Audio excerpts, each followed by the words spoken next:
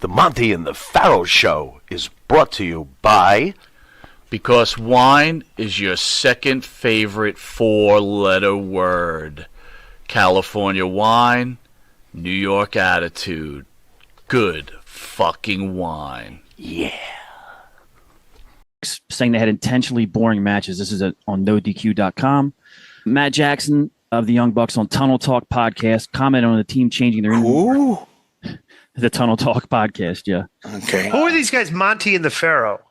I guess you were on their show, from what I understand. I don't remember, but if they were on the Somebody sent me a message saying that they said that you had with them, and that for us not to pretend we don't know who they are. And I was like, who? I mean, how long ago was this? It's like, you know, right. I did a podcast. It's like, those these guys, right. You know, and then so I guess they did a whole show, right? On us like dissing them, right. And I still don't know who they are, right?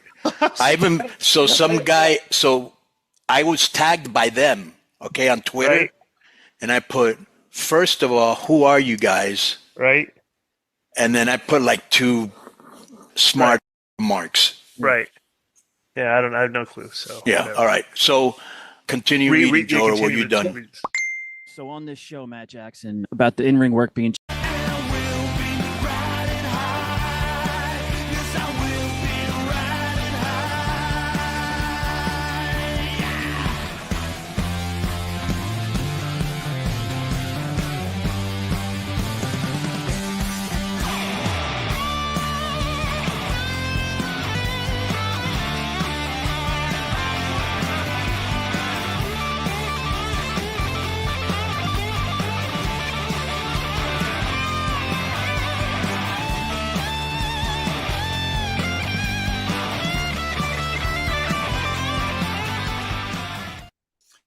You know, dude, welcome back to another Thursday. You know, I was thinking about, I'm watching these, you know, I listen to these fucking podcasts. No one has intros like us, dude. No. It's just I'm already irritated, though, because you played those two idiots again. I know, they're annoying. How about this? Check this out. After battling many various enemies throughout the universe, Max Moon is... What a fucking moron. No wonder he sucks. I mean, really. Come on, dude. Oh, my God. Would you be a fan of that? Look. After battling many various enemies throughout the universe, Max Moon has finally landed. He's battling various enemies throughout the universe? Again.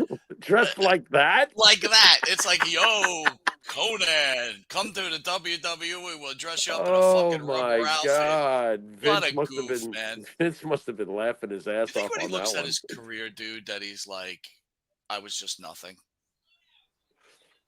Like, lousy? I mean, look, dude. After battling many various enemies throughout the universe, Max...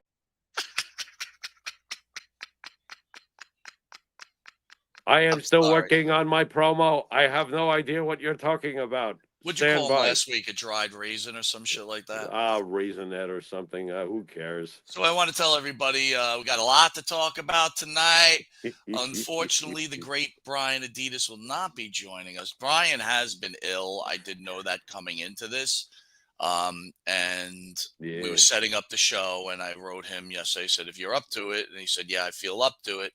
Right. He wrote me like probably about a half an hour ago, and he's just not feeling well. So This isn't a blow off. The dude is not. He's been sick for a couple of months. I'm not going to disclose what he's sick from. I don't think it's life threatening, but it's certainly not great.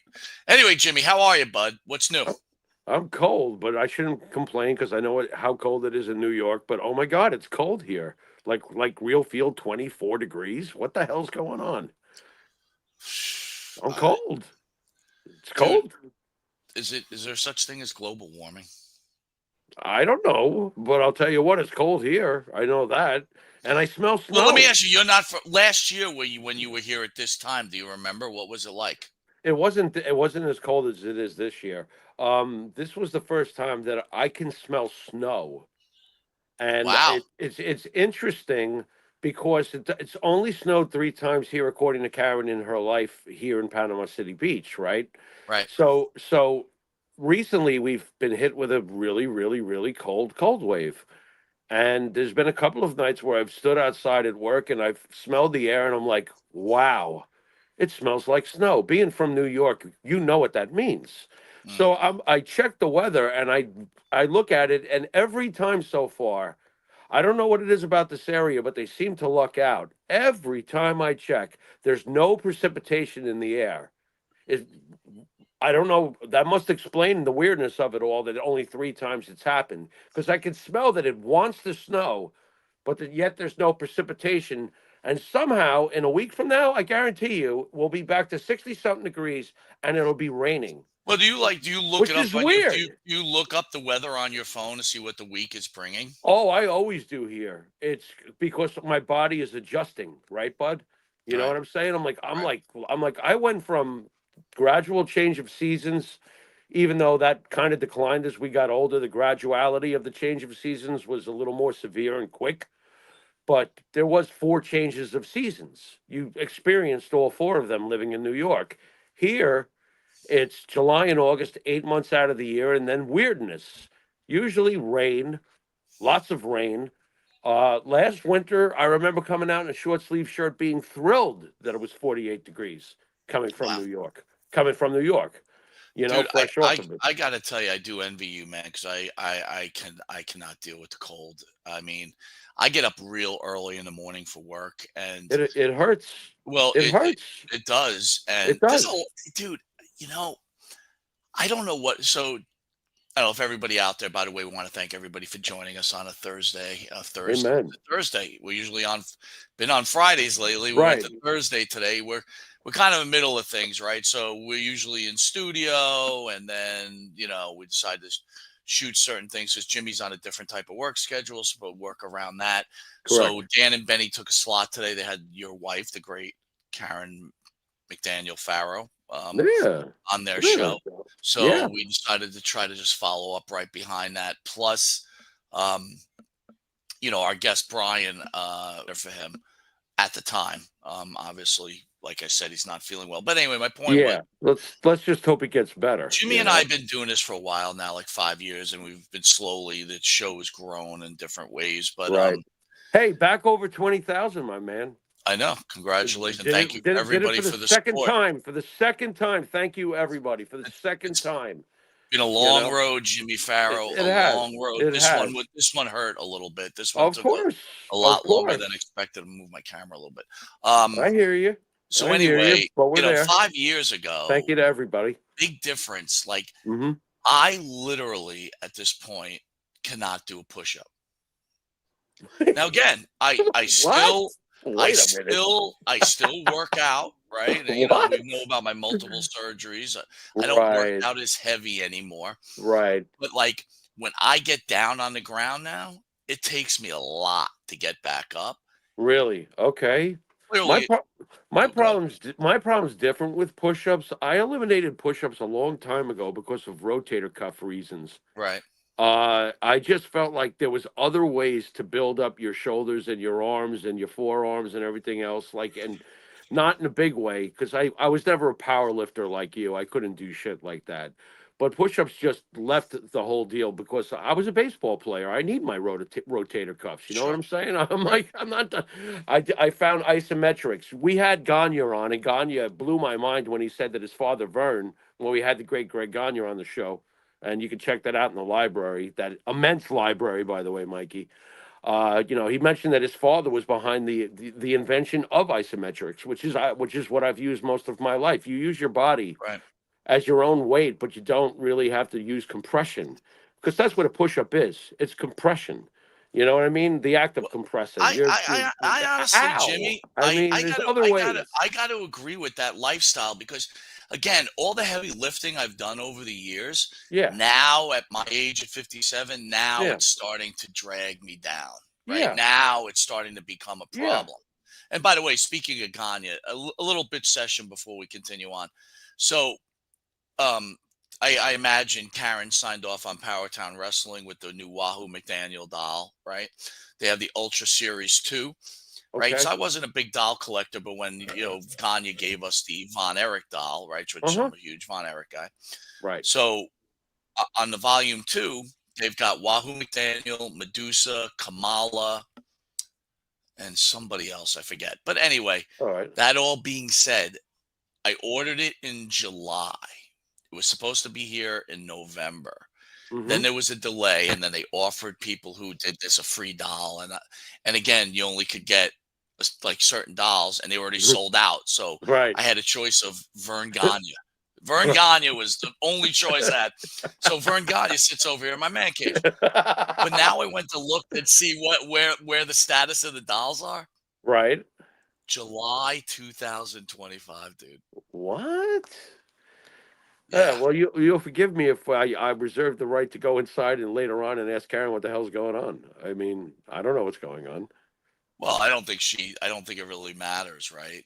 Well, So, is it, you know, what's the status of the company's figures, or is it just that they must take a long time to make them? I guess I don't know. I don't know what the story is. well, again, it is very good stuff.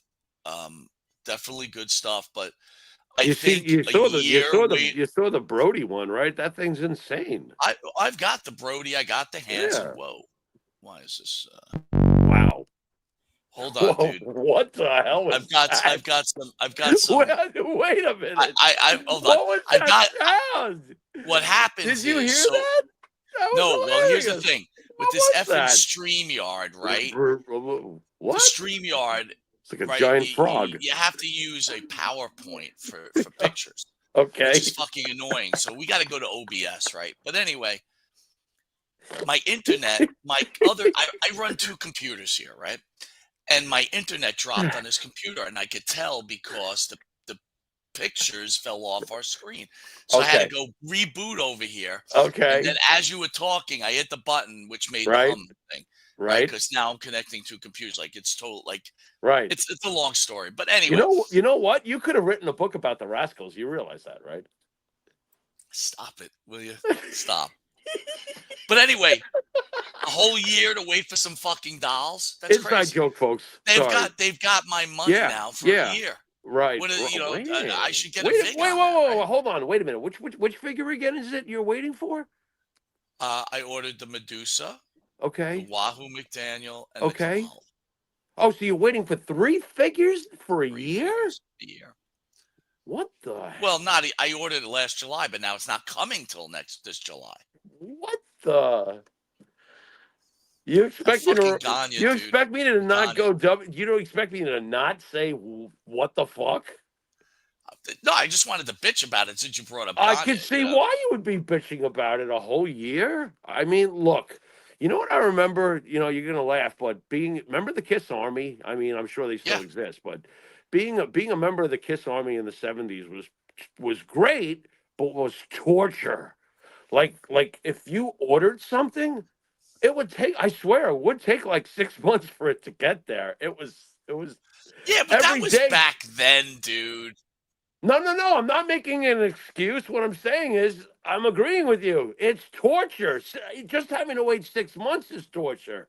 So I'm like, to wait a year. Well, let me ask, especially in today's society where you need stuff right away, right? Right. Do you remember when we were collecting comics, they used to have the giant? I want to see the giant comics. Do you remember those? Yeah. Oh, the giant size comics. Yeah, sure. The giant size. Yeah, So yeah, I yeah, remember sure. it was like Hulk versus the Thing, and I was so excited, but it cost like $6. Okay. And I put like $6 and change in an envelope and mailed it. And I never got my comic and never understood why. Never got it? Never got it. Well, who'd you send because it? a stupid kid.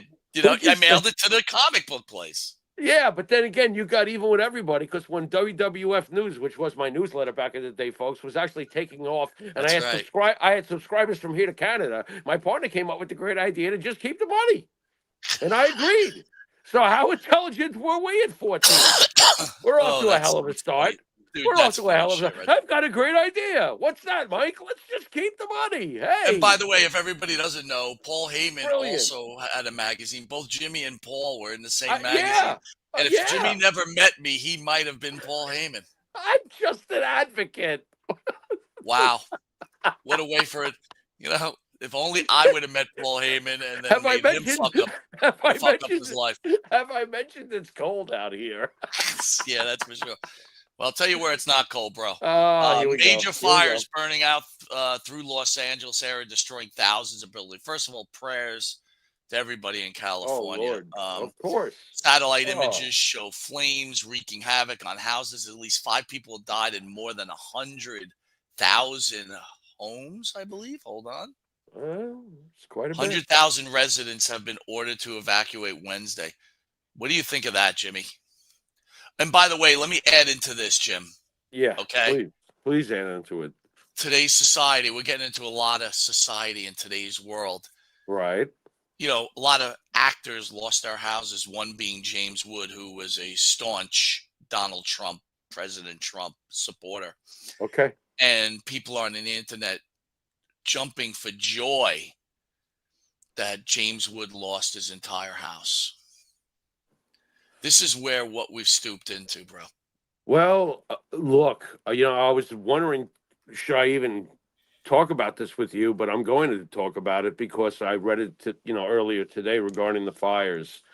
And I don't know how much of this is based in complete truth, no matter what. It's just something I read, and it made me wonder.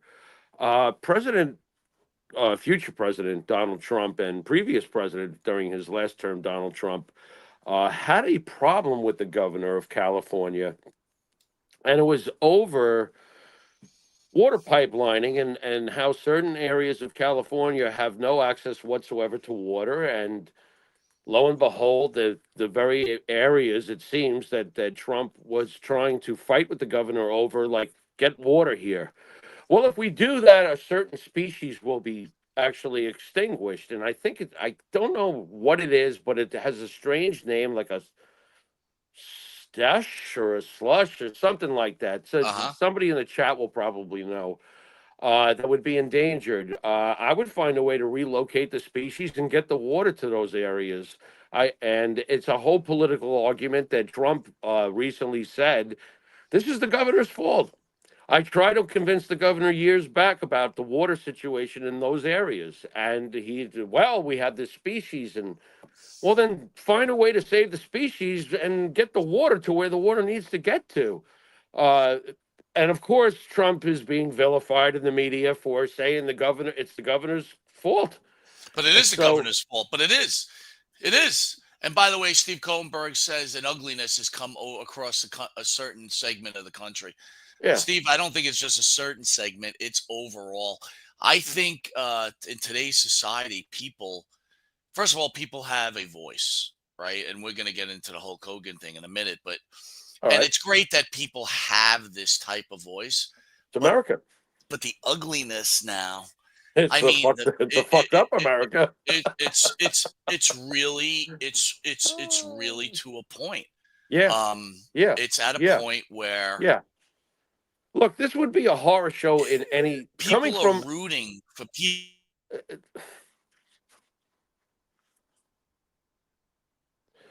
Well, I think Mike is breaking up over there. You all right over there, Mike? Mike may have to reboot. You with me, Mike? Oh, losing Jimmy here. I can see you. All right, Jimmy, while you're trying to hook. Are you there? All right, you're good. You're back. Go ahead. What were you saying? Start over. No, you just, on my end, you disappeared. That's weird. I'm here. Okay. Can you hear me? Yeah, I can hear you. Yeah, I can hear you now. Everything, and you're moving. All right, so you can start where you were talking about the state of the country again. I'm sorry. Look. The bottom line is and we see it more and more in the ideological differences between the two ways of thinking. Look, at the end of the day, this is Jets Giants. This is Democrat Republican. I can tell you that I've watched both succeed in my lifetime. It depends on the point of view of the person who's succeeding. Whether you're Ronald Reagan or, I'll say it, Bill Clinton. Honestly, I didn't care what Bill Clinton was doing behind the scenes with a cigar. It didn't mean a thing to me. All right. We've had a couple of presidents that I thought did a pretty decent job. I think Reagan is the greatest in my lifetime. That's my opinion. But look, what I'm trying to get at is that people like you and me don't root for anyone to be hurt, to be a victim of a fire, to be shot in the ear. I mean, we've seen the meltdowns. Oh, my God, how could you miss? I never liked Barack Obama. And I apologize if you don't feel the same way. But I don't apologize. It's my opinion, and that's your opinion. And then that's why we're American. We're allowed to say these things. All right? But I never would have rooted for someone like Barack Obama to be killed. What are you talking about? Oh, if he had only just kept his head still and gotten hit and died. What is wrong with you? That's Well, not America. dude, That's not America. More and more I think about it is stop. you're vilified for having your religious beliefs. No one's perfect either. That's the other hypocrisy of it all. But we'll get to that. But Mike. again, it's like the vilification of being religious. Using Jesus's name, or if you're a Jew that is a high level, Jewish, and you believe in your religion, it's so frowned upon at this point. And I think that's what this country is missing. It's there's no moral fiber anymore. And look, you mentioned the presidents before, right? Mm-hmm. Look, everybody's human, right? We're all human. Yeah. There was only one Jesus, right? And people make mistake. Again, what's a mistake? I don't know. I mean, let's really talk about it this way. Let's talk many naturally. degrees. The average human back in 18, 20 lived to 30 years old, 40 years old. I don't know. I'd have to look it up, right? No, so I've seen the old gravestones, Mike. I'm a weirdo. I've gone to the old colonial cemeteries. Those poor people would make it. If you got married, if you were married 45, you'd be an old man. Right. So if you got married, you were dead after being married for 8 years. And, people, look, I'm not against marriage. Obviously, I'm married. You're married, right? But it's not natural for humans to be with, very rarely to be with one person. Again, some people may argue that case with me, but it's not natural. Well, after about a 10-year span, people just generally don't get along. That's why you have people cheating on each other and doing this, because humans have this mind where they just they get bored. Am I wrong for saying that, Jimmy? No, you're not. You're not wrong for saying that. But understand that when people and no matter what your faith is, and no matter what day of the week you go to, either a church or to a temple or to a mosque or wherever you go, the books are thousands of years old for a reason. The reason why you and I, in our case, read the New Testament, and in my case, the Old and the New Testament especially, is because those books, and all religious books in general, are about purity. They're about everything that we should be if we really strive to be what we want to be, which is mistake-free. That's perfection. Like you said, in the text, there's only been one person that ever was perfect. So it's purity that we look for in those books. And you're right. Society doesn't, there's an attack on that. And it doesn't matter what your religion is. There's an attack on all religions in some form of fashion or another. But yes, Christianity's under attack, and Judaism has always been under attack. And the Muslims who actually hold to the purities of their holy book probably aren't so thrilled with the ones who are extreme about it. There's always going to be these things. There's always going to be these things. So you're right. It feels like 90% is off. And that would make mathematical sense, Mike, because when you think about it, what is a tithe? You go to church often enough. What does the Bible say about tithing? Give 10% of your earnings. So there you go, Mike. We're 90% a mess with 10% okay. How's that sound?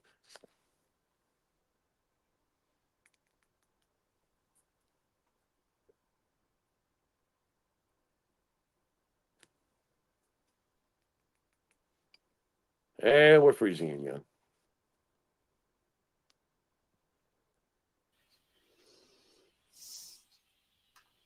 Hey, yo. All right, we're back. Dude, I don't know. I dropped into new service now. What is going on? Twice here, and it's I'm getting fucking pissed off. Hold on, I'm going to try something. I'm wondering. Uh-oh. We're trying something live on air. Look, I pay for a lot of bandwidth here, right? So there's a lot of bandwidth in this house. So, Looks like again, looks like the band is tuning up. ugh. All right, You keep poor going. So soul. anyway, I missed your whole diatribe. What were you saying? Which was really good, and I don't even think I could repeat it. It was so deep. I mean, it was like deep into the Damn, how pool stuff. disappointing is that? And I And was it's like very totally into it. well. I mean, where did we leave off? I was talking about how the books are about purity. I Yeah. mean, at the end of the day, no matter what your background or faith is, the books are about purity, and you're right. Unfortunately, society is at a point where it feels like it's 90% of it is outrageous and wrong and immoral, and what the fuck is going on with us, and why is everything all backwards? And I wanted to point out, if we're still all hooked up and everything, that tithing in the Bible, what does God ask for in the tithe? He asked for 10%. So it's almost like the good book itself confirms 90% of this is a mess. You know what I'm saying? Yeah. Well, It again, it's not a coincidence to me. I mean, if you look up math, you look up numbers. I remember reading about Einstein. You know about the great Einstein, don't you? yeah, sure. I mean, at one point he explored religion, and he started like looking at it mathematically.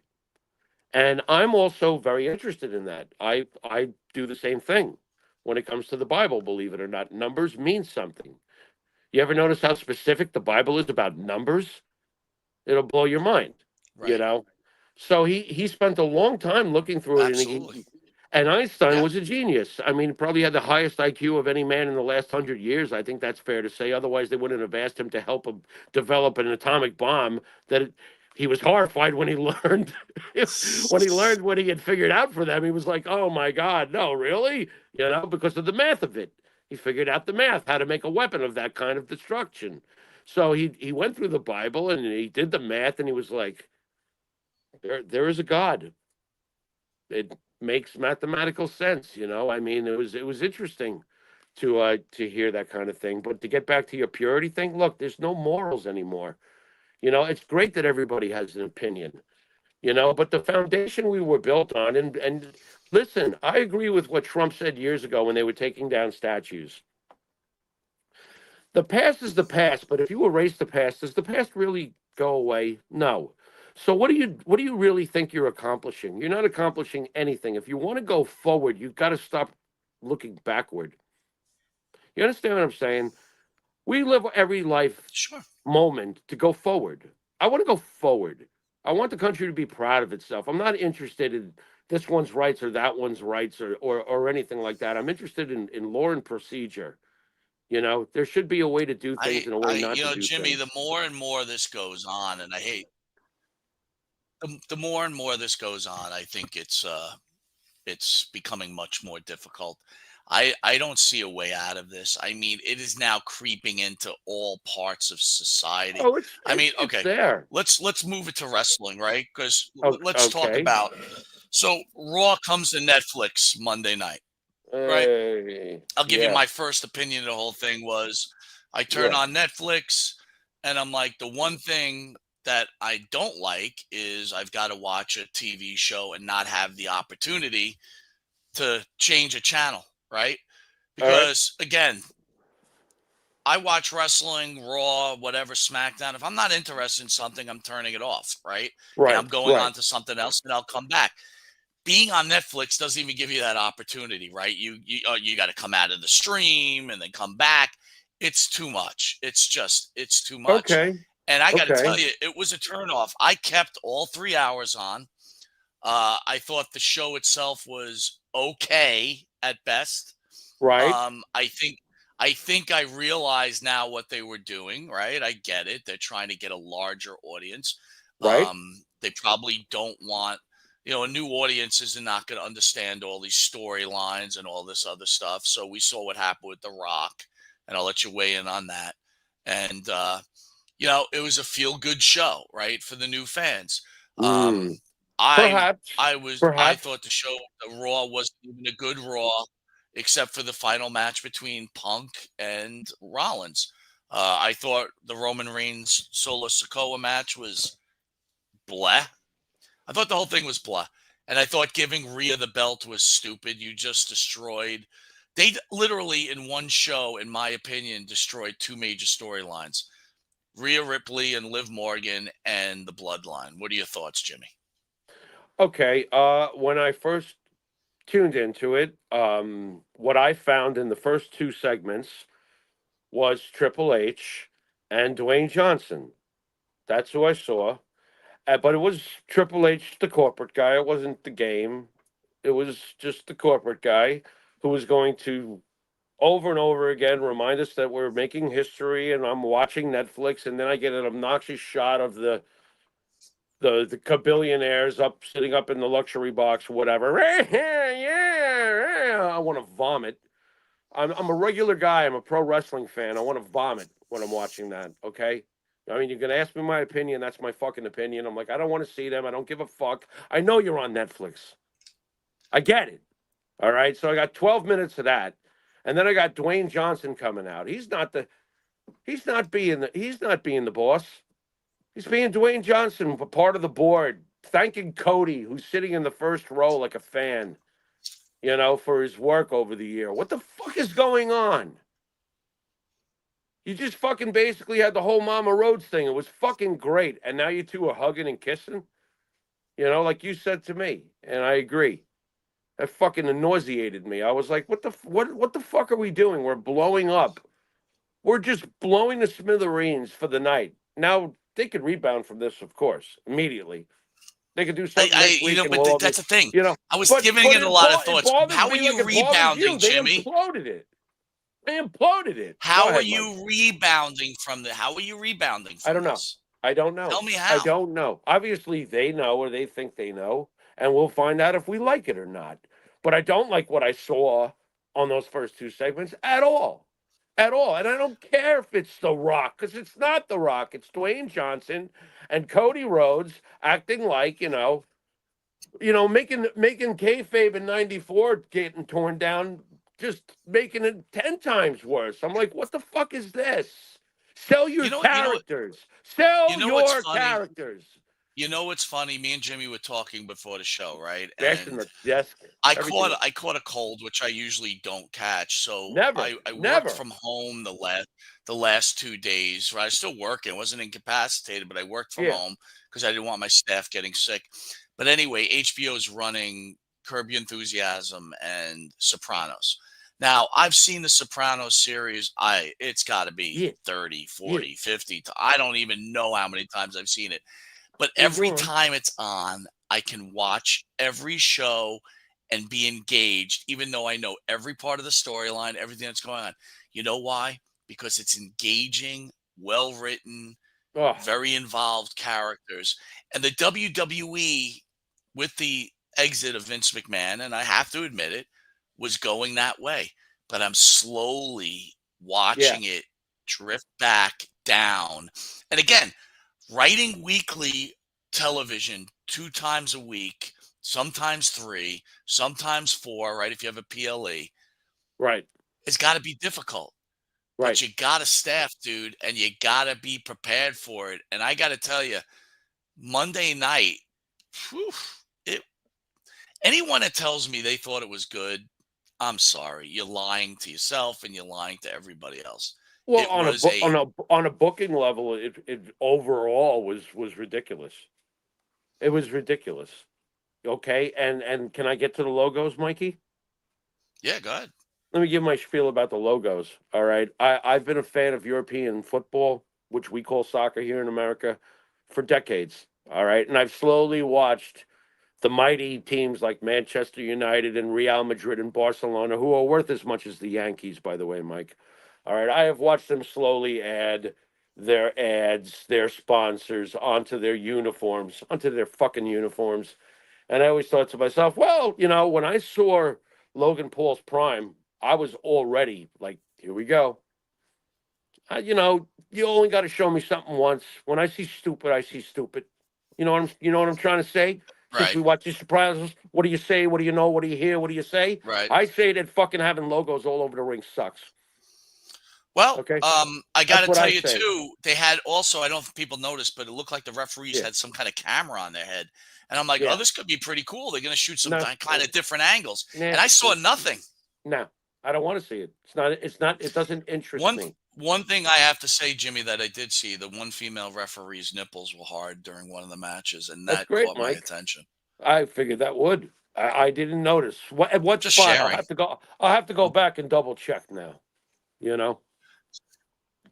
Absolute. And by the way, I'm disaster. going to reiterate that. I'm sorry. A woman should not be refereeing a man's match.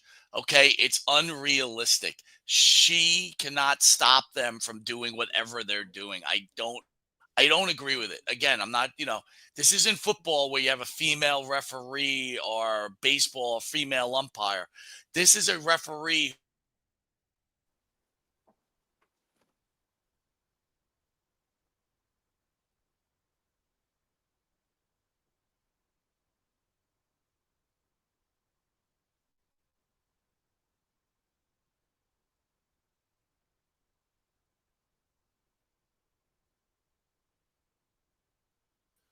Are you talking? Because I just dropped internet again.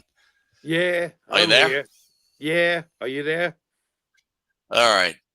All right. Yeah. So keep going on about the. So when I drop referee. internet, you got to take over and keep talking. So anyway, well, basically, I was doing that the first couple of physical, times. Right? I was doing that the first Well, I'm couple of just times. saying, Don't be calling me out like that. I was doing it the first couple of times. Then I wasn't sure anymore because you told me that you saw me freezing. So I'm all sorts of confused. Well, but all right. go on about the female referees. So once a referee's supposed to get physical if there's a problem. All right. That's always been the case in wrestling. So it's not believable that a female is going to get physical with a male. Right. I agree. I agree about if you're trying to make a realistic presentation, you are not doing it. But then again, it's all about inclusivism. Right. Right? Inclusivism. Yeah, something like that. Inclusiveness. Right? Inclusiveness. Diversity. So anyway, yeah. Then comes the moment where me and Jimmy had a little discussion. I'm going to play this real quick. Of Monday Night Raw.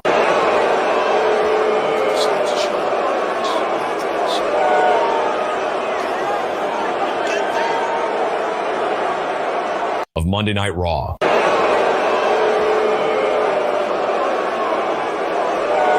Of Monday Night Raw.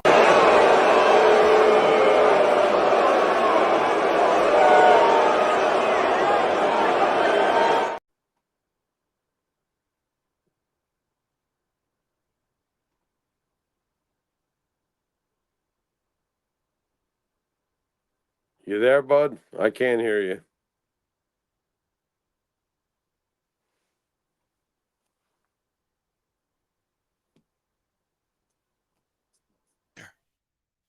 Of Monday Night Raw.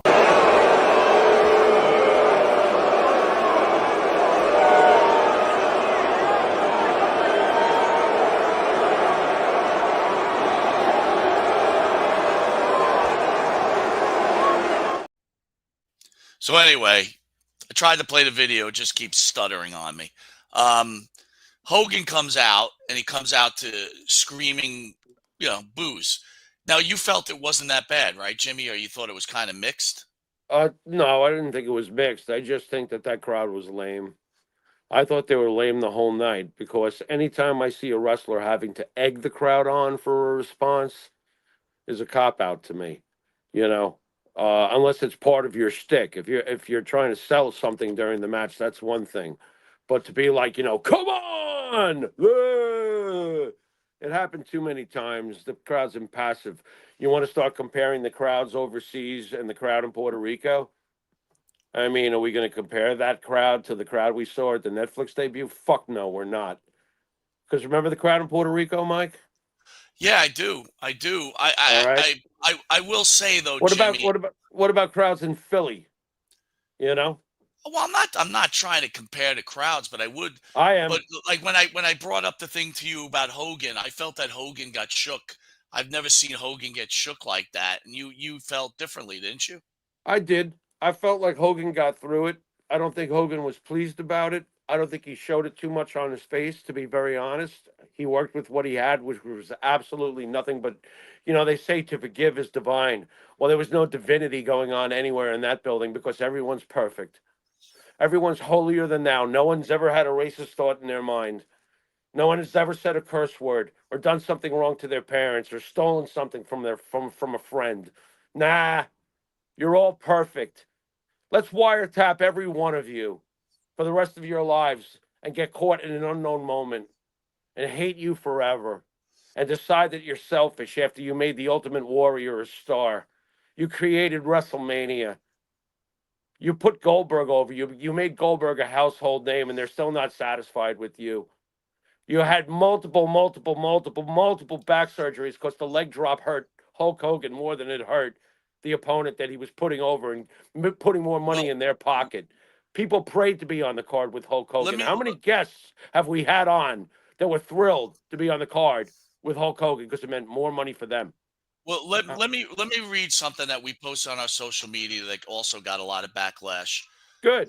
We put Hulk Hogan was our role model and our hero growing up. Too bad. But the booze. Well, this is us writing, dude. I agree, but I'm just saying, too bad if you don't like it. Go on. But the booze he received last night highlighted a few important issues. First, some of the backlash stems from past comments he made, something we're all aware of. Second, of course, podcasters and commentators pushing the narrative of Hogan being a liar only to add fuel to the fire. The reality is that the old guard of wrestling is being phased out, which includes legends like Ric Flair. While some point out that The Undertaker doesn't face the same criticism, it's important to note that today's wrestling fan is often more critical, especially of icons of Hulk Hogan's era. It all started at Austin 316, which changed the landscape of wrestling forever. Thoughts about that, Jimmy? Well, first of all, how much more do you want from the man? You want a public lynching? What do you want from him at this point? He has apologized. He's moved on with his life. He has his political views. They're his views. He has his life. Leave the man alone. What the fuck was that? I mean, talk about not understanding the history of wrestling at all and making it about things that, we're perfect and you're not. That's how it feels to me.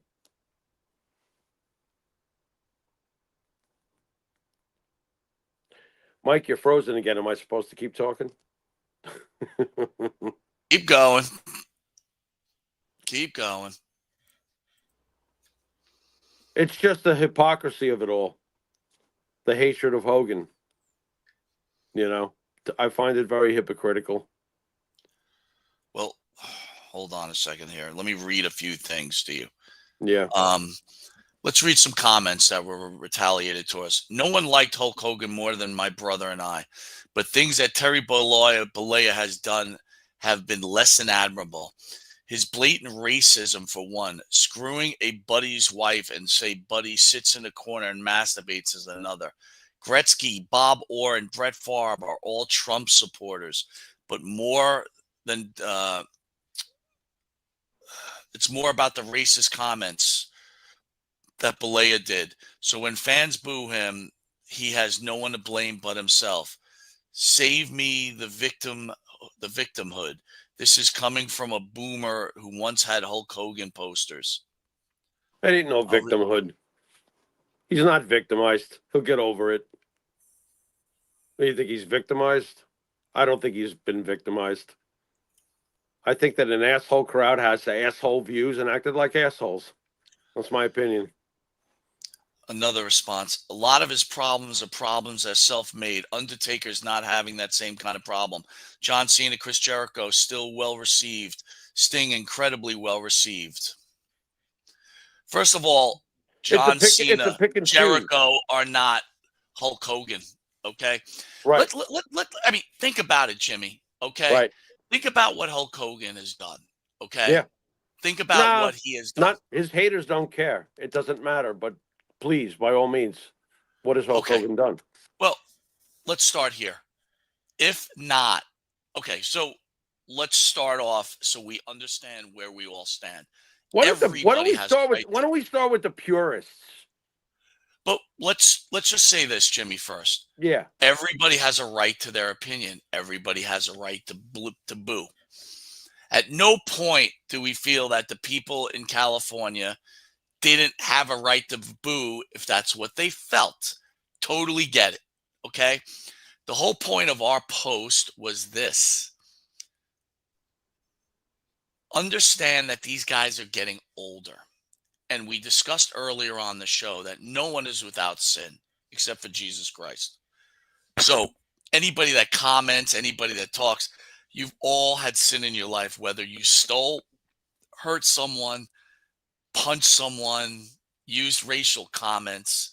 And when I talk about racial comments, it's not just racial against black people. It could be racial comments against white people. It could be racial comments against Indian people.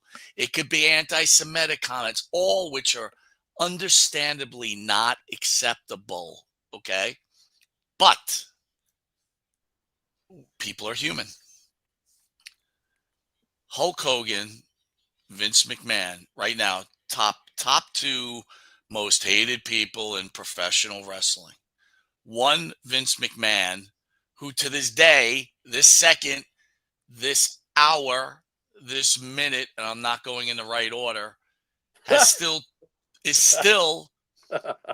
has not been indicted for these For shit. charges. Right. A year and a half later. Okay. Right. And people will use whatever excuse why it's not happening. He's sick. He's this. He's not indicted because maybe he didn't do it, or maybe it was accepted by both parties.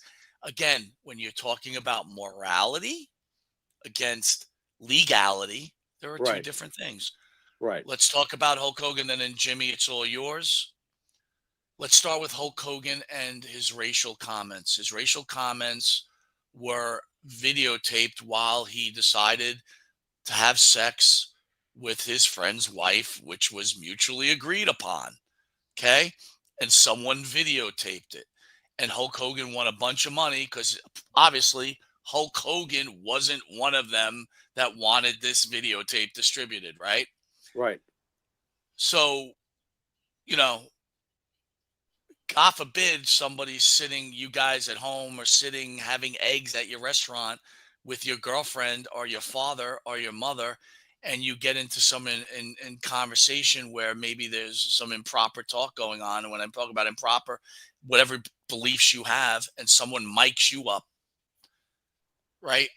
Again, I don't get this. So my whole point is he'll be gone soon enough. The dude's 71 years old, right? And when he's gone, it's like you want to destroy his legacy. Understand something. If it wasn't for Vince McMahon and Hulk Hogan, you're not even watching Raw on Netflix on Monday night. Understand You're not. that.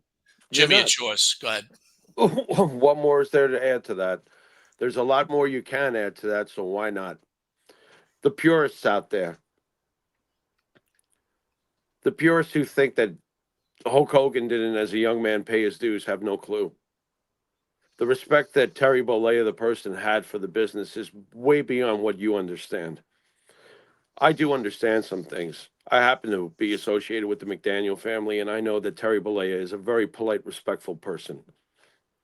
We were lucky enough to meet Terry Bollea, and how was he, Mike? He was a nice, respectful person. So when people say don't meet your heroes, when people say don't meet your heroes, that was not the case. That was not the case that day, that afternoon.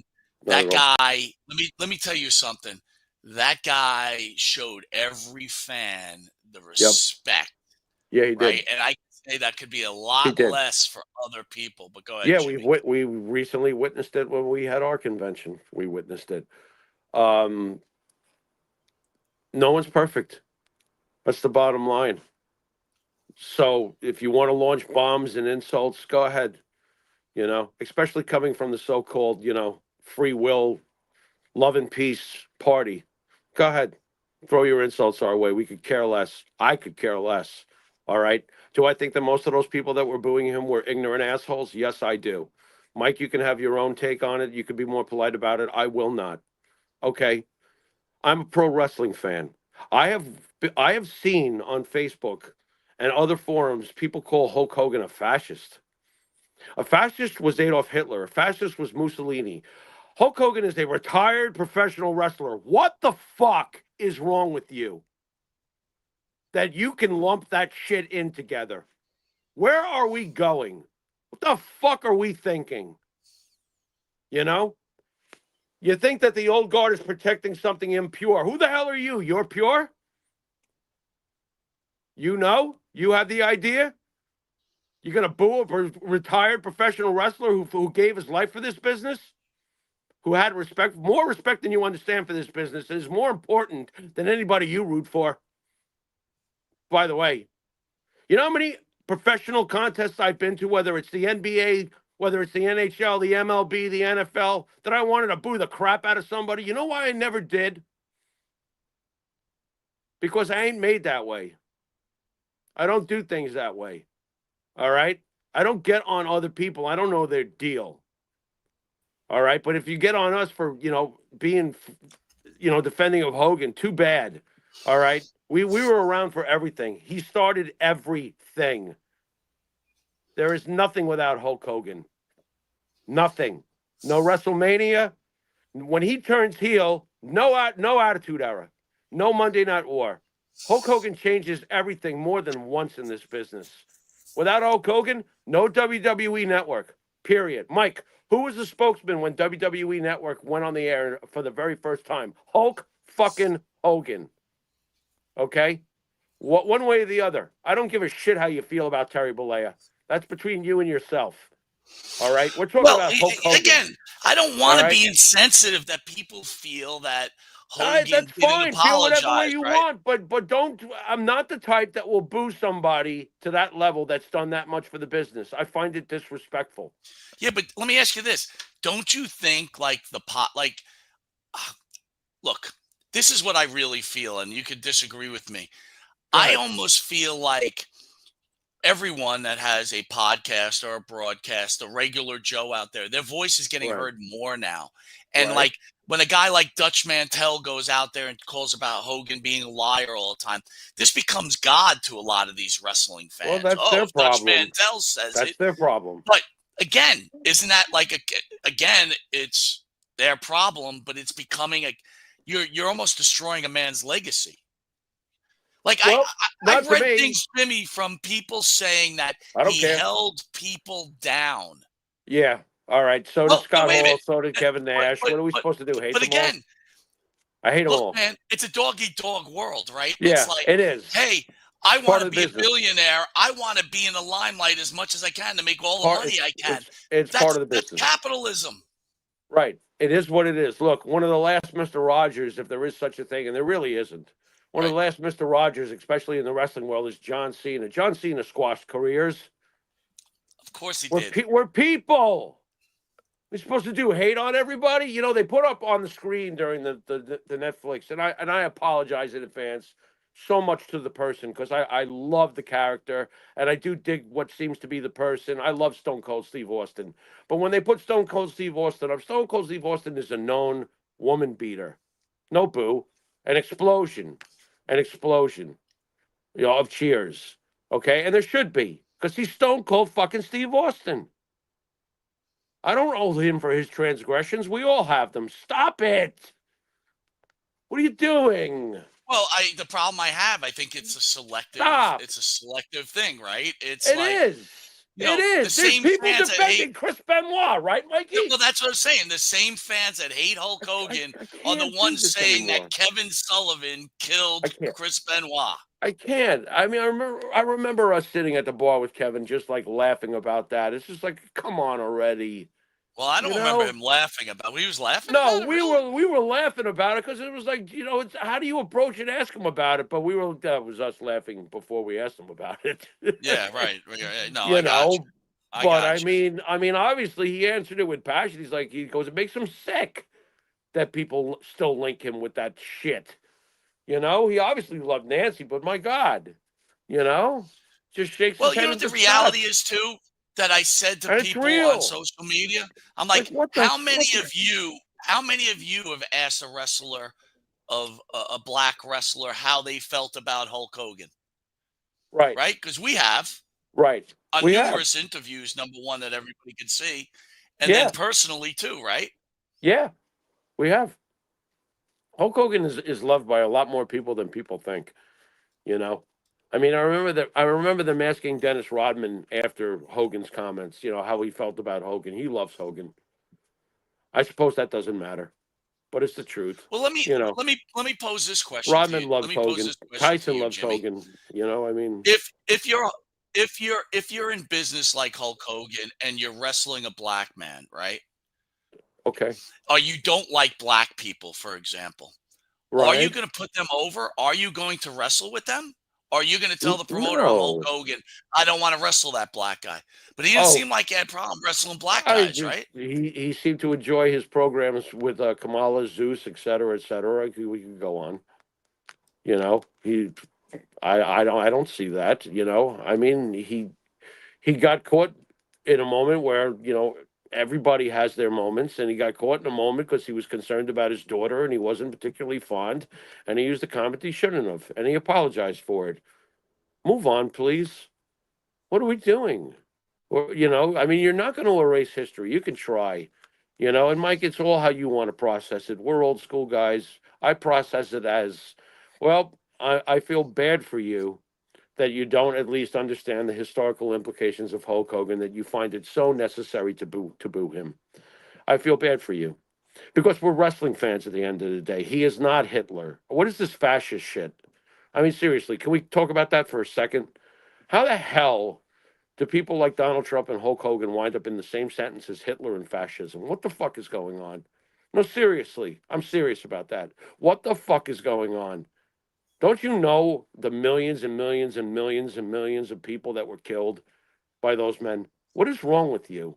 How do we go from a retired professional wrestler and a president who didn't have a single war in his 4 years about to be president again? And why are we talking about Hitler and Mussolini? What is wrong with you people? I'm sorry. Let me ask you this. Go ahead. TMZ asked Hall of Famer Mark Henry if he was surprised by Hogan's rough reception at Raw. Henry was not shocked at all because Hogan has never tried to fix things over his racist tirade that was caught on sex tape and surfaced in 2015. Right. Anytime you consider the Mount Rushmore of the top 10 wrestlers of all time. By the way, Mark Henry, Mount Rushmore is not 10 people, it's 4, but we'll let you go on that, you fucking idiot. But I mean, seriously, you're on TMZ and you're going to make a comment like that? Shut the fuck up. It's like, don't use, like, you don't even know what oh my God, Mount Rushmore is, you fucking moron. But anyway, but right now with social climate and the things that we have said and done, and his lack of effort to try to fix it, people are going to come down on him. I never had an issue with him before, and I heard all the stuff. And even then, I believe in giving second chances. Right. Anybody that knows me knows that I'm a fix-it person. I'm not gonna dwell. 1 second, dude, because my thing jumped. Bear with me here. Fucking annoying. I'm not going to dwell on the negative. I'm not going to talk about the past. We're going forward. And he never wanted to go forward and fixed it. So that's what happens when you think that everything's going to go away. It's not going to go away. He thinks it's going to go away. It's not. It's going to be a dark cloud on his career. I offered him to say, hey, let's do a tour of black colleges and explain what happened. He didn't want to do that.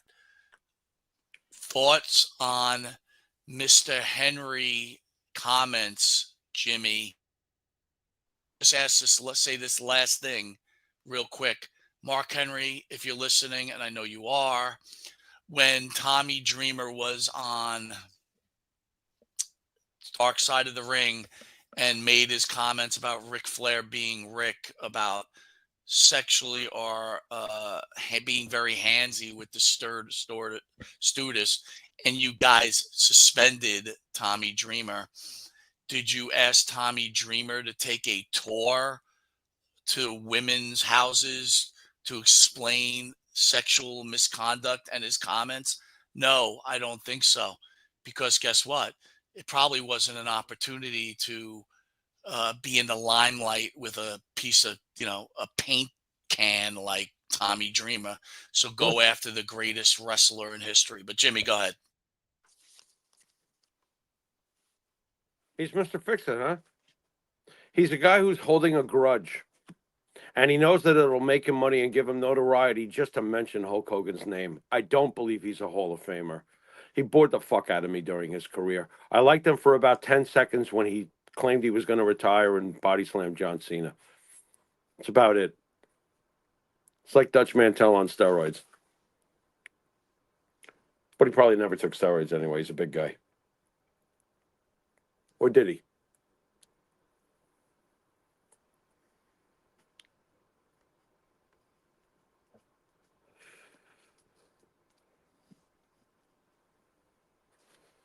Where are you, buddy? You're frozen again. It looks like it's on me. Well, Hogan has been nothing but historical. Are you back, bro? I'm back. I really do apologize to everybody out there. I'm shutting down things. I don't know what's going on my internet right now, but thank God you're here, Jimmy. You can keep it going. Well, I'm trying to keep it going. I'm probably failing, but, that's No, okay. sure I'm you're doing human. I mean, human. I just look, think he's holding a grudge, bro. I don't know where you lost me, but I feel like, a guy who claims Mr. Fix-It. Okay, so Hogan didn't want to do it. And like you said, did he do anything with the Tommy Dreamer thing? Probably not, because that's not going to make him any money. Look, he's staying relevant as possible by talking about him. I don't think he's a Hall of Famer. I don't know if you're still with me. I'm here. No. Yeah. Here's a comment. It is what it These is. are just comments. There's no narrative about Hogan being a liar, only his own words. He has said almost all things he gets accused of, like wrestling 400 days a year. First of all, that's an exaggeration. You fucking, oh my God. Right. Of course. And the Hulkster in heaven are about being Metallica's bassist or that Elvis was his fan. There's proof of all being said and more, all of the voice and image. I don't know. Guys like Dusty, Brett, Macho Man, Andre, Heenan, Ventura, and others are remembered fine and aren't phased out. They aren't. Jesse was phased out for 20-something years. Yeah. Macho Man was never brought back. Never. No. It affected him terribly, too. He was very upset about it. He wasn't happy to go to WCW. He didn't like I got to tell you, Jimmy, the comments are so 90% of them are anti-Hogan. Whatever. Hogan is a racist. Hogan is a liar. Whatever. Hogan is a terrible person who did things like trying to slander the victim of his son's drunk driving accident where they sued for medical fees. He deserves to get booed, and I will never, ever regret disliking him, even if I was a Hulkamaniac when I was 5. Whatever. So answer me about that. What about him when Nick killed that, crippled that kid, and Hulk said that stuff? What were your thoughts about that? Well, define the stuff. I mean, well, all right, don't hold me to the words, but from what I understand, he told his son, you got to hang in there, and when we get out, we'll do a reality series. And I think he said that the kid wasn't a good kid or something like that. I mean, again, I don't think Hogan's had the greatest family members. I mean, but what am I supposed to? That was Hogan's statement, though. No, but in general, I mean, the kids have not exactly, that look, they're the children of Hulk Hogan. They have the opportunity to succeed and do the smart things. I don't think that either one of them have been very smart. Just trying to look at these comments. Between you and me. If he wasn't trying to plug his crappy beer, he wouldn't have gotten booed. Pretty simple. What? His beer? The fuck's his beer got to do with it? They were booing him from pretty much the moment he got out there. Here's a comment. Bunch of hypocrites. They're talking about the people commenting negative Hogan. Yeah. Because the people who booed him never lied or used the N-word. What a bunch of hypocrites. Not saying Yeah. they use the N-word, but again, Well, maybe they have. maybe they have, maybe they haven't. Who knows? It's none of my business, and I don't care. That's my whole point. My whole point is it's Hulk Hogan. Who gives a fuck? The guy's never murdered anybody. What the fuck is going on here? As far as his kids, look, his son is terribly irresponsible. I'm sorry, but he can't. But what's Hulk supposed to do? Like still be his dad and have him live at home? I mean, what the fuck do you want from the man? A professional wrestler's life is not normal. There's nothing normal about it. There is no. That's the most important part right there. There is nothing normal if you're in the world of professional. Maybe nowadays because it's a television show. I would hope, but so. not in real life. Not in real life. But even now, I'm sure there's some shit going on. It's just. I don't stick everything under a magnifying glass, and I don't hold on to eternal. Look, I'm a New York Knicks fan. You are too, correct? Correct. Okay. Many, many, many, many, many years ago in the late 90s when the Knicks were still really pretty damn good, they got to their second final. We had Charlie Ward and Allen Houston, and they were definitely Bible toters. And they said that the Jews have Jesus' blood on their hands. Well, a lot of Jewish folks didn't take that very well. I remember being kind of ticked off. Did I stop rooting for the Knicks? No. Did I stop rooting for them? No. Well, you've got your priorities, Jimmy. That's why you have priorities. Because Jimmy. I didn't take it like part.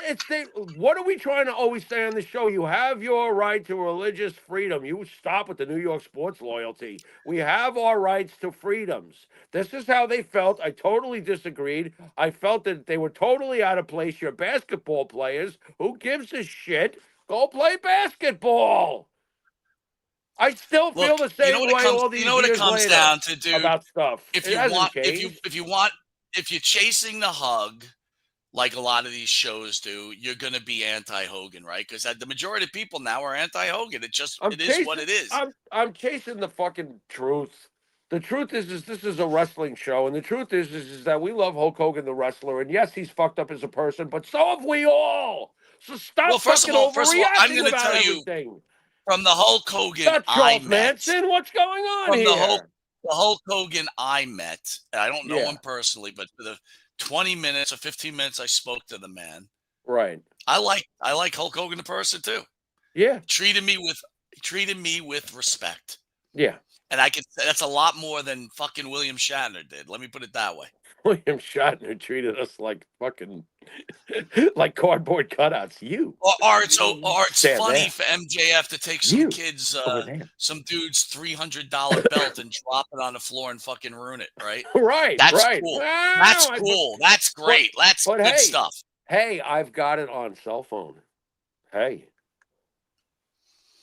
Or it's okay to crack some beers open and then decide to beat the shit out of your wife, that night. You know what I mean? Well, like it is.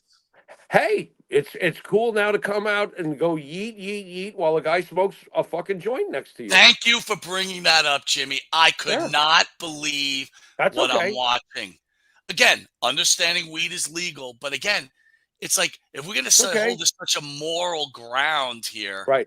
It's okay for I thought you. Wait a minute, though. I thought you're not allowed to. I thought you're not allowed to smoke inside arenas. What's going on? I don't know. Why was that? Why was that allowed? Why was that not considered a fire threat? I'm being honest. I don't think you're allowed to. Ask you this? If I break out a fucking Marlboro at a fucking NBA game, what do you think's going to happen to me, Mike? We're gonna have a problem. Yeah, we're going to have a problem. That guy walked all the way down to the ring smoking a fucking joint. And don't tell me it was a blunt or it was a whatever. I know what a joint looks like. That was a joint. I should know. I'm an expert. Oh, by the way, Vice City Snithwave. I love this comment. Oh, here we go. You like Hulk Hogan because he was paid to like you. Okay. If that's the case, that's fine. That's fine. I think that's pretty clever. That's right. I flew to Florida. Yeah. I paid $300, took a picture, had some things signed, talked to him for 15, 20 minutes, brother, and I left, brother. Yeah. And you know what? He did not, a gentleman. He did not disappoint. Yeah. But, you know, Dustin Runnels, on the other hand, God forbid you want to get a picture with that dude. He's not getting out of his fucking chair. Let me tell you something else. I'm not getting out of my fucking chair. How about that? I mean, oh even my God. Even if you're in a wheelchair coming up to me, I'm not getting out of my chair. Well, then, wait you know a what? minute! Wait! It's Neil Piper's daughter. Neil Piper, wait! How you been? Oh, give me a hug there, sweetie. Why am I helping you with this? I actually have no ill will towards Dustin Runnels. I'll make a statement right here too, This Jimmy. is terrible. See what you make me do? Jimmy turned me on to wrestling. I did watch it though. It happened. Anyway, Jimmy turned me on to wrestling. I watched wrestling. Hulk Hogan was a hero all my years. And you know what? Let's talk about this, Jimmy. A few things. Yeah. We talked about the morals of the country right now. People getting lit on fire. People happy. Videotaping it. Yeah, like just people watching. happy that people's houses are burning down because they voted for President Trump. What the fuck? But you know what was different back when we enjoyed wrestling? We didn't root for each other's houses to be burning down. Hogan was an American hero. He was a hero. He was like Ronald Reagan. So guess what? Behind the curtain stuff didn't matter. That dude promoted saying your prayers, taking your vitamins, being true to yourself. Almost like our friend John Cena, right? Hustle, loyalty, and respect. All very positive words. Absolutely. Right? Like yeet, which I still don't know what the fuck yeet means, but that's okay. Go on. But that's cool. Yeet. Oh, it's the bomb. Go ahead. Yeet. Let's yeet. Or it's better to crash beer cans together and give everybody the finger.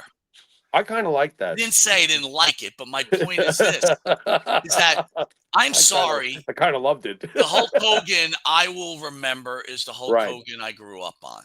Right. Okay? We grew up on Captain America, and just because he wasn't that behind the scenes, well, you know, there's another Captain America too, named Mickey Mantle, who had a lot of problems. Yeah, I'll tell you what, if Mickey was nowadays, forget about it. I mean, right. Mickey Mantle would not be allowed to exist nowadays and hit 536 home runs and win a Triple Crown. And here's another thing for everybody out there so they understand this. Mm-hmm. Back in those times when Mickey Mantle was around, they made sure they covered stuff up, right? Because they wanted to make sure that the heroes never got tarnished. Like DiMaggio.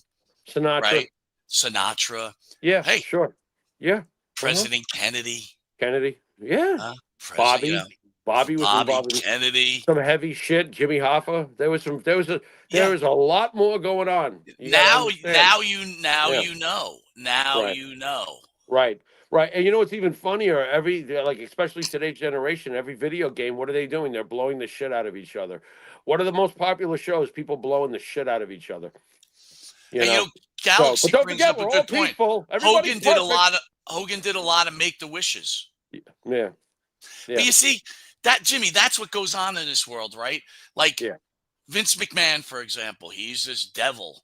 Meanwhile, he's paid how many fucking medical bills for wrestlers? Oh my God. Drug rehabs. I still unfortunately still remember when Scott Hall came on and mentioned how many times Vince had sent him to rehab for weeks.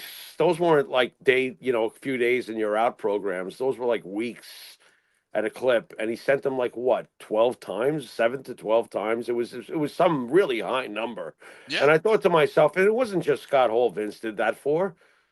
Vince did that for a lot of people. I mean, you'll never hear the good stuff about Vince. Never. It's not fashionable. It's not in. Do you imagine? Let's just all keep focusing on the negative and the bad. Jimmy, could you imagine if Vince McMahon gave a shoot interview and told his stories about these guys? Yeah. And all of a sudden the hate that would go on these other people?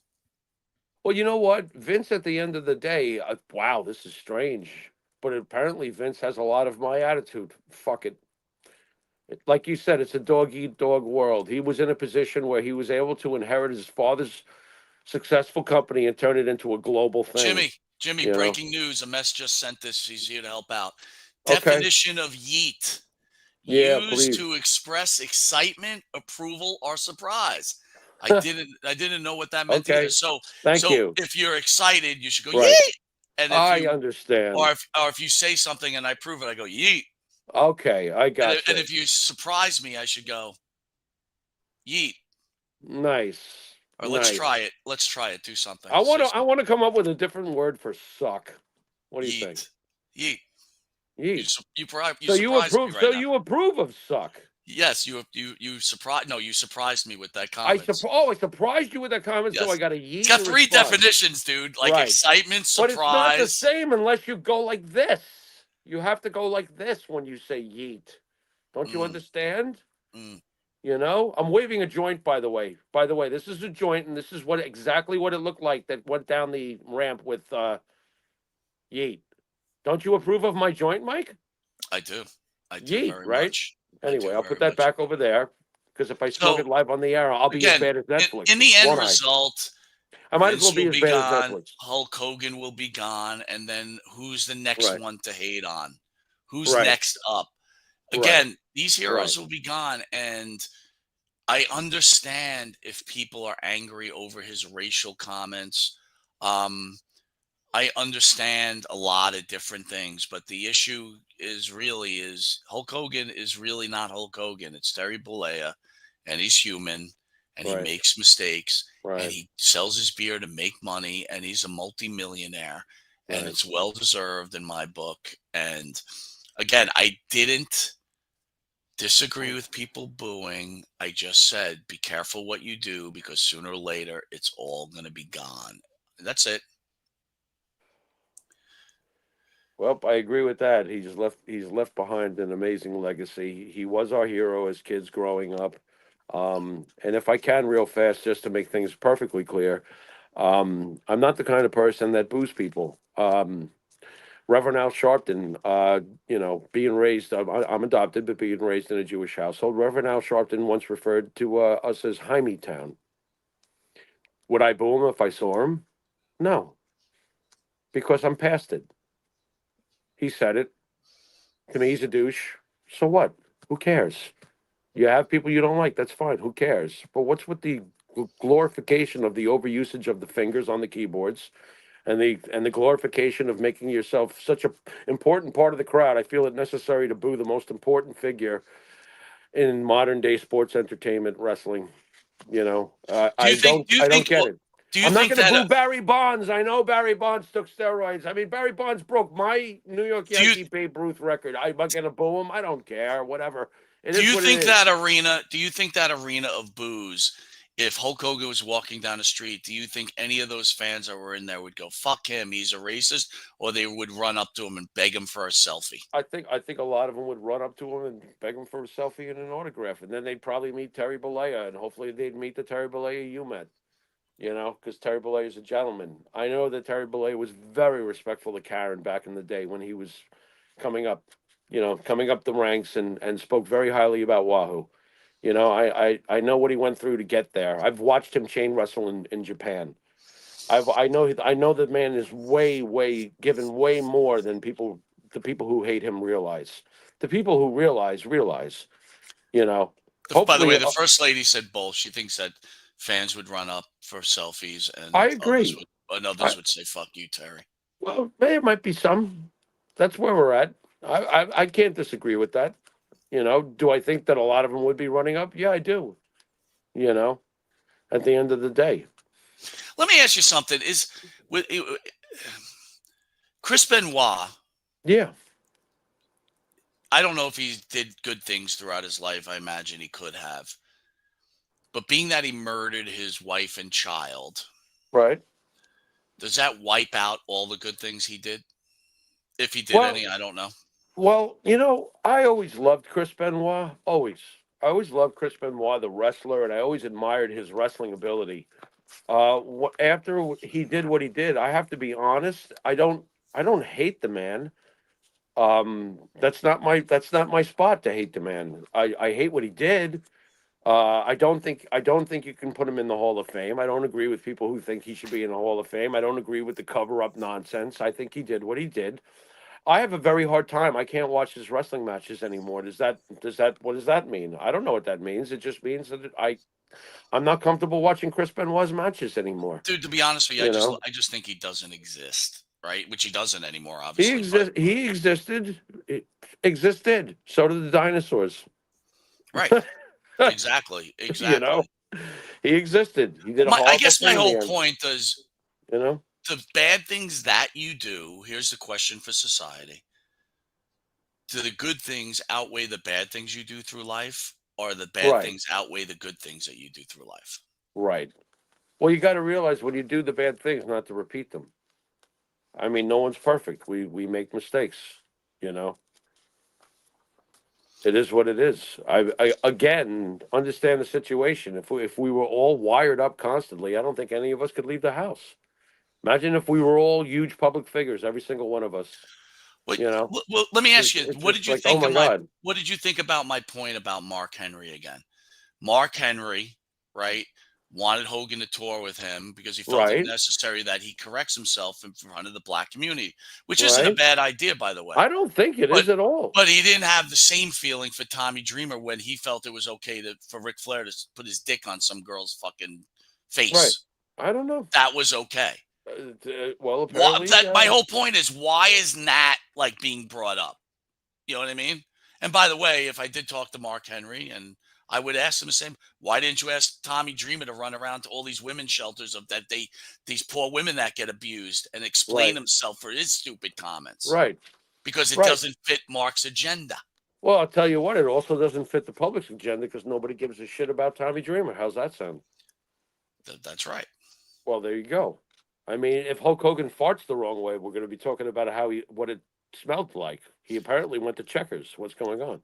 So I wanted to remind A everybody. guy with that money? Why is he not going to a steakhouse? That fart smelled terrible. That's pretty funny. That's the truth. That's I where want we're to at. remind everybody we're supposed to have Brian Adidas on, but he's been having a struggle with his health right now. So Yeah. hopefully it comes on. We were going to talk about, and we're going to cover it slightly because it will be a future show with Brian, but Right. we wanted to bring up the murder of Gino Hernandez.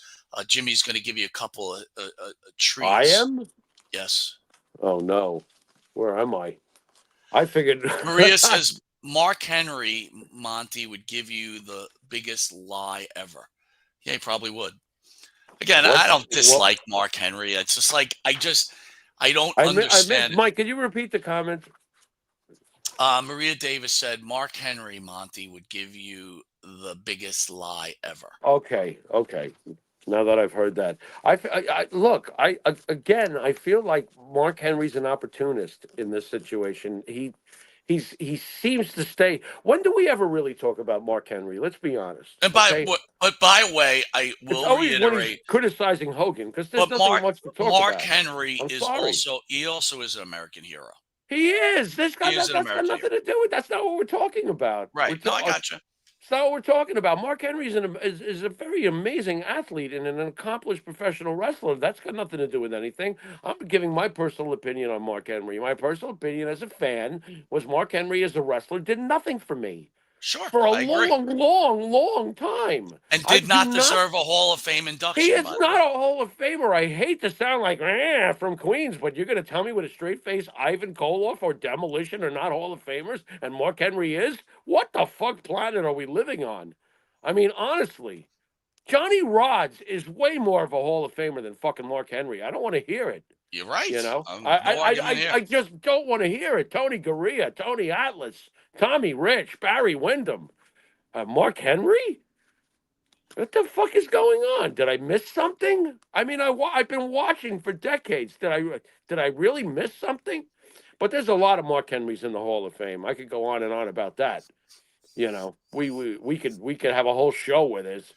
The guys that are in the Hall of Fame. What are you doing here? How the hell did you get here? I don't get the agendas here. You know what I mean?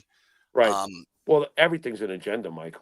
But the thing is, I'm friends with someone, so I'm not going to call that guy out. But I'm going to call this guy out. Well, there's your answer right there. Who does he work with?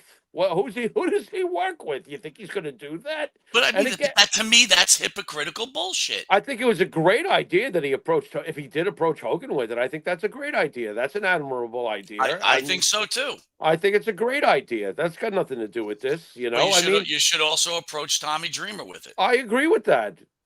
Look, Because again, the reason is we're not forgiving anything, right? Once you say it, you own it for the rest of your life. Right. Look, if everybody's going to be this way, we're just calling out the hypocrisy of it. That's all we're doing. Not saying I Okay? agree with it, right? We don't agree with it, but we're going to call the hypocrisy of it. Yeah. I mean, Mark Henry should be just counting his blessings and being glad that there was a Hulk Hogan to pave the way for, to me, a mid-card guy to get in the Hall of Fame like that. You've done well. What is wrong with you? All the money that the wrestlers make today, where do you think that starts? There's a point of origin for everything. And to be honest, and to be fair, to especially to Benny's generation, look, Bruno was the first. The first thing I ever saw was George Plimpton's Wide World of Sports, which was a big deal back in those days if you were featured on his show. And here's Bruno Sammartino driving up in a Rolls Royce.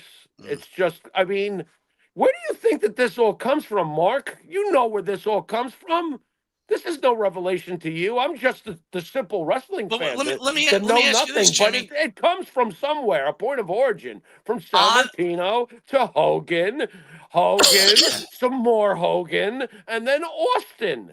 And then Rock, and then Cena. Right. There's a pecking order here, but I mean, I'm Mr. Fix-It. You're not fixing anything by hovering over it for years and years and years and years. And the only time we bring you up is because you're talking about Hogan.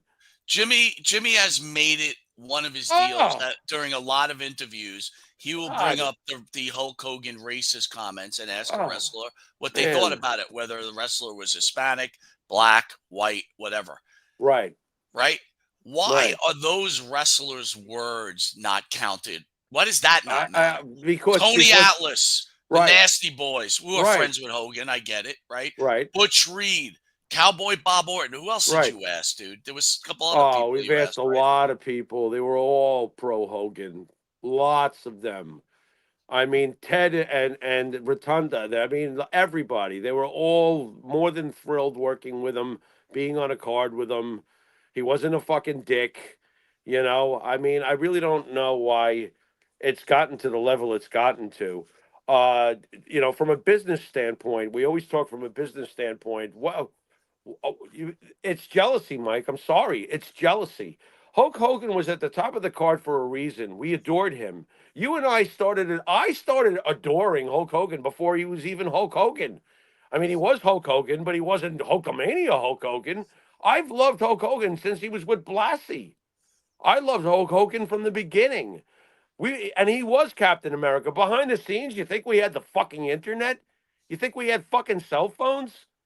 All we saw on camera was this amazing, amazing character. Larger than life, Captain America in the wrestling ring, preaching what you said. Say your prayers, take your vitamins, Dude, be a good person. I am so tired of these agenda-driven It's a character, shows. It's a show. No, but I'm just so tired of the agenda, all right, so it is news Hulk Hogan gets booed. That is news. But no one actually gives a real opinion out there. It's just like, Hulk Hogan's a piece of shit. It's like, come on, man. Get real here. Right. Enough already. Right. Anyway. You know what they don't realize, though, and I'll tell you this much. You think that Hulk Hogan's not going to make money off this situation?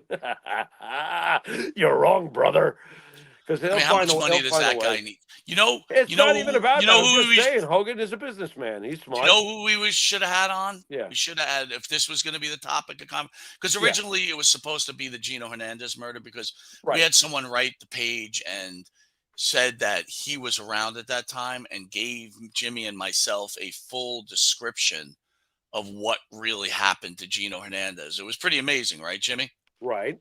Yeah, it was very detailed. I'll tell you that. And so I called Brian and I'm like, look, I'd like you to weigh in and tell us, we're going to read things to you and tell us what you think. Not saying what that guy wrote was factual. It's much more than I know. But anyway, the Hulk Hogan stuff broke. So we were going to kind of mix the shows. But you know who would have been good to discuss this? And I really should have asked was Missy Beefcake and Brutus to come on. Right. And tell us what their thoughts are. But they don't like Hogan. Listen, no, you see, I'm gonna tell you, Missy's a friend of the show. I know. No, but what I'm trying to explain is Brutus, I think, is hurt by his lack of friendship with Hogan now, which Right. according Okay. to what is because of Missy. Okay. Missy, I think, is angry that Hulk took that friendship from Brutus. Look, friendship's a hard thing, man, and I certainly understand why Missy would be upset over it. And Right. but that being Okay. said, I'm friends with Missy, and at no point do I ever tell her I hate Hulk Hogan. She knows I'm a fan of Hulk Hogan. Right. You know what I mean? Right. Understood.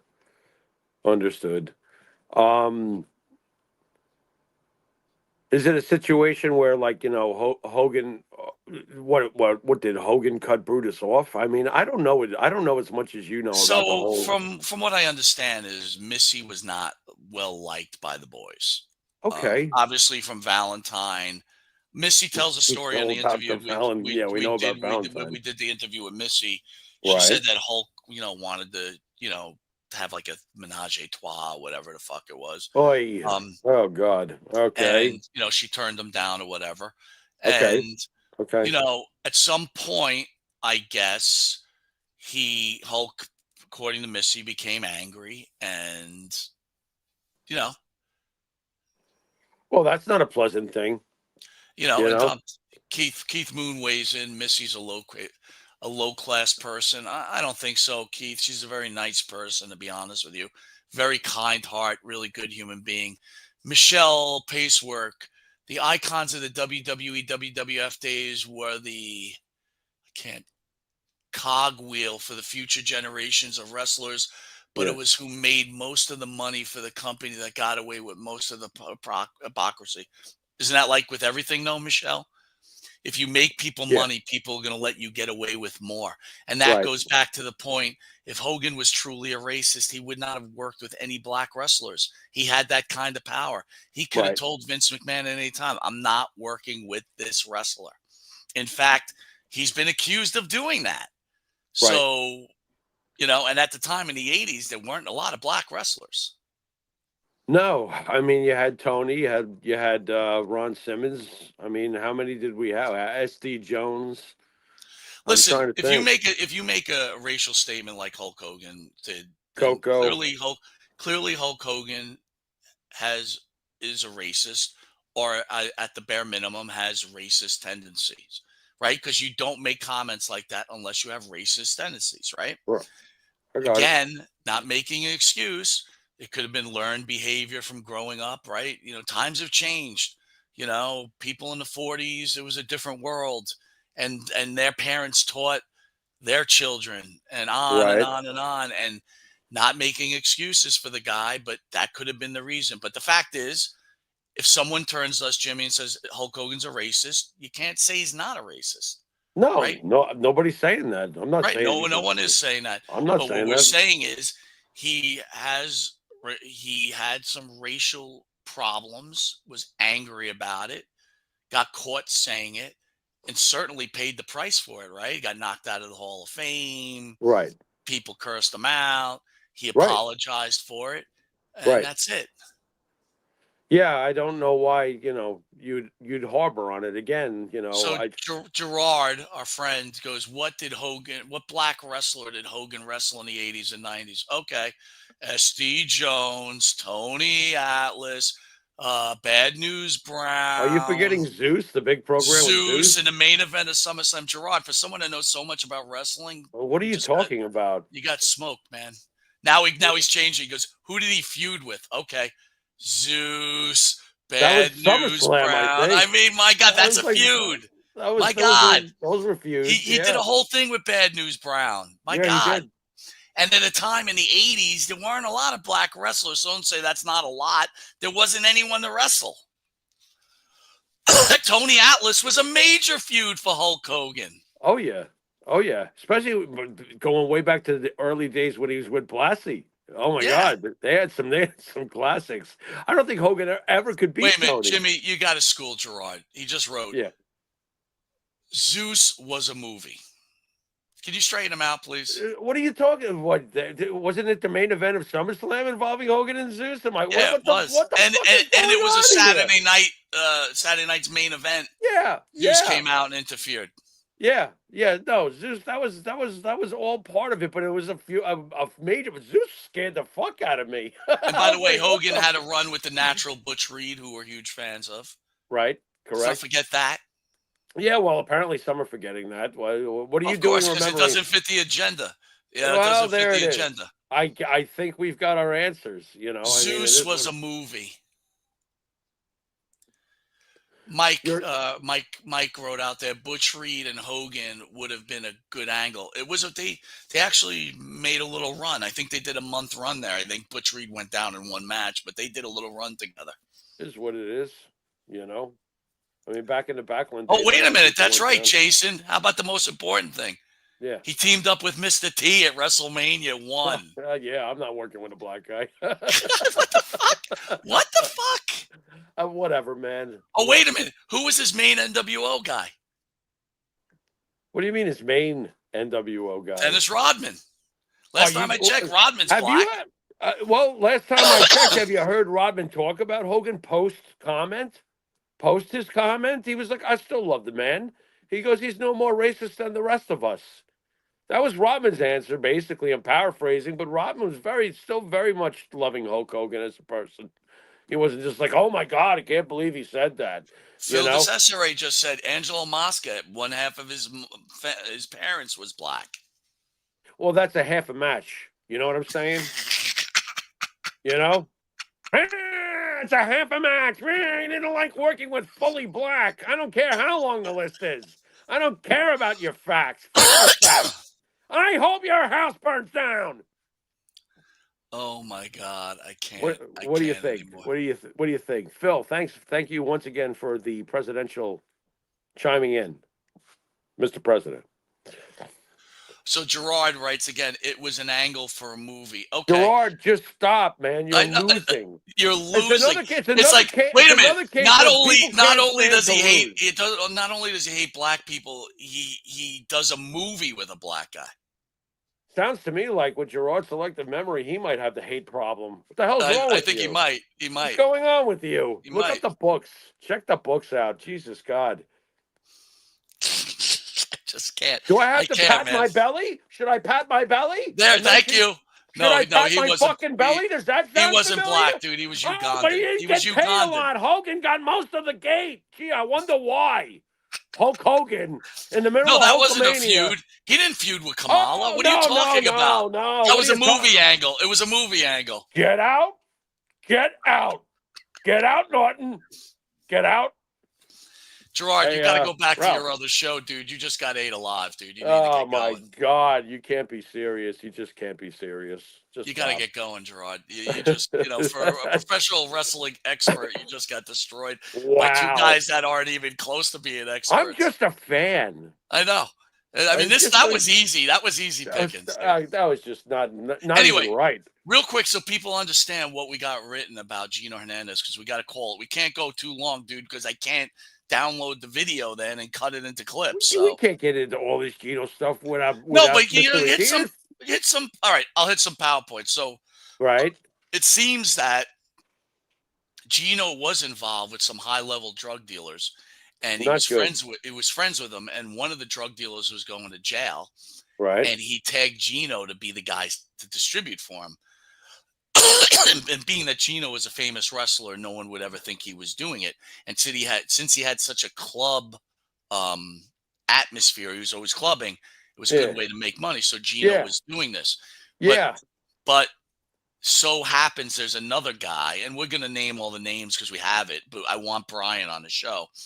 Yeah. The other guy got passed over. And he was supposed to be next in line, not Gino. That's right. This is business. You know what I'm saying, Paulie? That's right, Paulie. That's right. Yeah, what do you know? What do you hear? What do you say? And supposedly the story is that they went to Gino's apartment.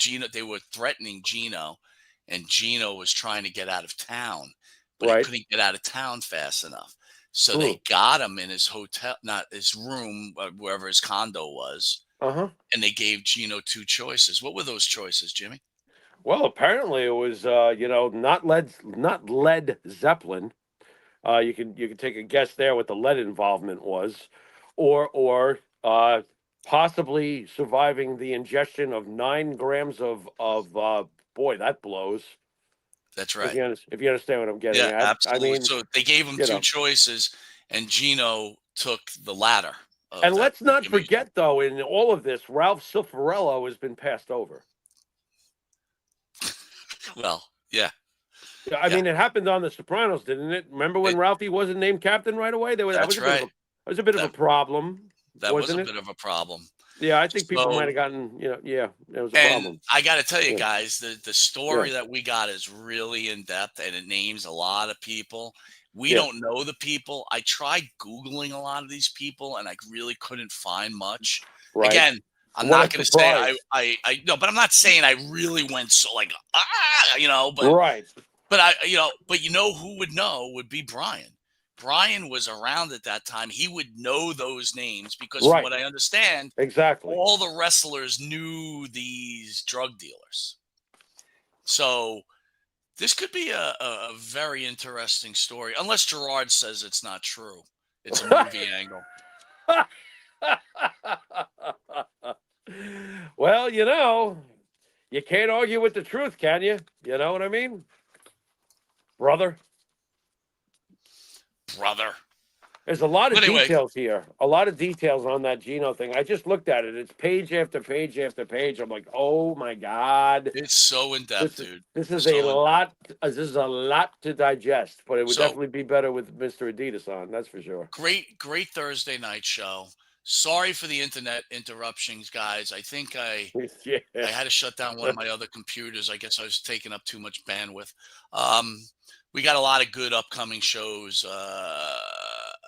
We're gonna do Jimmy Woogie Man Valiant there. Oh, really? Yeah. Oh, so Jimmy Boogie will be back, and we're gonna have Vampiro back. Yeah. Vampiro will be in studio. Yeah, but what about our ESPN friend down here? We're gonna have Coach on. That's this Friday. We'll be talking about that, right? Coming up next Friday, right? We got Not Coach Friday, from ESPN. Friday. Yeah, Coach from the ESPN.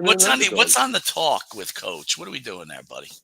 That's a good question. I mean, my relationship with Coach and you. I mean, we'll bounce around some shit. We'll come up with an hour and a half of gabbing. I mean, it's easy to do with Coach. We have great chemistry on ESPN with Coach. That's for shit, sure. Coach is awesome, dude. I'm really excited. Yep. I'm glad. I mean, there's plenty to run by him. That's for shit, sure. We'll see who next week's villain is. That we have to talk about. That's getting hung on a cross. What about this guy? After battling many various enemies throughout the universe, Max. I have eaten at many fast food restaurants around the country. All right, Jimmy, send us out, buddy. You have not been watching Max Moon. You have been watching Max Moon. Max Moon. Think about that, dude. Just think about that. That guy should be embarrassed to even talk about wrestling. Like, you've lost all credibility. Like, why is that forgiven? Why is Hogan not forgiven for racist comments, but Conan is forgiven for Max Moon? That promo itself should never be forgiven. I'm sorry. After battling many various enemies throughout the universe, Max. He can't even get the lines out. He can't. Wow. That is as bad as... It's like, cut. I can hear the producer, cut. But you can hear Vince like, who brought this guy in here? Who's the producer after it's done going, cut? That was perfect. Wait a minute. Let me ask you this. What? I think I got the answer. Do you remember Johnny Bravo when Greg Brady got the Johnny Bravo role because he fit the suit? Do you think Conan got Max Moon because he fit the rubber suit? Oh, wow. That's really caring about what creative direction. I've got this idea for this Max Moon character. Who are we going to get, Vince? I got this. Get this guy. What's his name? Conan. Hey, fits the suit. He's in. Then he can't even tell his lines. One more time. After battling many various enemies throughout the universe. That's very convincing. Very. He's battling many people throughout the universe. How much is the T-shirt, Mike? I'm in. I want one. I don't play the rest of the clip, but it later on says, when anyone mentions another podcast, I go, who? All right, send us out. I love you guys all. Thank you all for joining us. We'll see you next week. You've been watching Monte and the Pharaoh. Until next week with Coach. Later.